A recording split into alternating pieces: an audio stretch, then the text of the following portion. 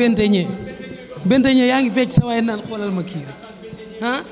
doomu Kër Mbaye Fall ci loo ne. maa ngi si jàmm sant bu baax. nice. gis sa waay di fecc nga koy toxañ quoi. non damaa bëgg rek. waaw ginnaaw ma sant yàlla jul si yonent bi sant sama ñaari waajur waaw di nuyu Kër Mbaye Fall fu ma jógee Kambou Tooja Ridis assurance di dala sama adversaire. sa adversaire wuyu ko bente ñe. waaw alhamdulilah bisimilah ina waan yàlla yu wa jërëjëf Serigne Touba jërëjëf Serigne Touba tan suñu Serigne Cheikh Macoumba Fall bu baax avant tout di jaale Papa Yada ak Jibale Junior di la ñaan yàlla xaare àjjana fi daw si kii du ko zee bi jàppee li nga xam ne matul kees ba ki Serigne Touba du ko zee bi jàppee li nga xam ne matul kees xool ko nga wax ko mbër xam na les 4 points cardinaux quand tu as fait les bancs tu vas apprendre ça à la classe de 4e primaire tu demee les naa la daan l'ouest ma daan la nord ma daan la sud ma daan la mbër taxaw ma jug ma sama lamb fu mu ko teg du fii man sama yitti roi des arènes la mbër yàlla baax na ba bis baax tey leen tourné ngeen jàkkaarloo caméraman yi parce que man awma ci benn importance sa waay bi nga lim la wax gànga kii day tëlëxu rek di wax nii dama koy bàyyi wax ji ba bés ba loolu du ma ko daan instant yi wax warul jëf moo des bu ma ñëwee ñu xam ne ndaanaan ñëw na barki Serigne Touba billaay walaay yaa ko man yàlla baax na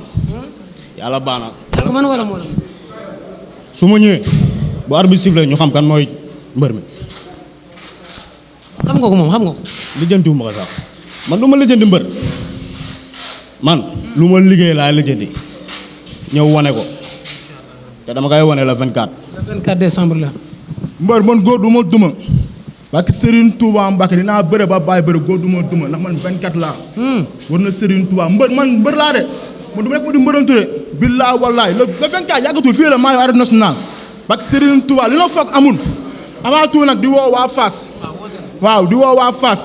di woo AGS Pay suñu maire dama jàppale bu baax a baax xam na di sant sama gannaaw yi ñoom Petit Elas ñoom Abou ak plateau bu mu àndal ñoom Seebul yu am gataan nag booy yu sonn sama combat bak Serigne Touba def nañ si xaalis bu bëri surtout plateau di ko ñaanal yàlla gën a def si kanam rek incha allah rek di woo waa Fass yëpp nga gaa jàpp si béy dayun li mun jàpp dayun waaw incha allah jërëjëf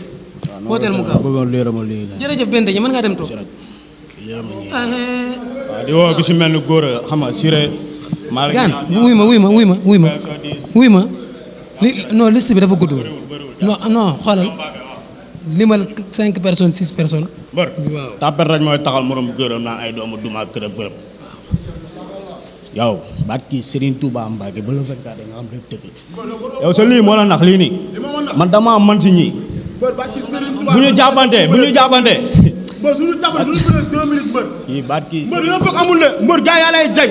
baat kii ma daan ko jël bu gaaw mbër kii lu ma liggéey xaaj bi xaajaat bu liggéey ko jërëjëf loolu am na solo Kër Mbaye Fall Gueye yëpp Kambou Tooja Ridis assurance xam nga di woo ñu may jàppale ñëpp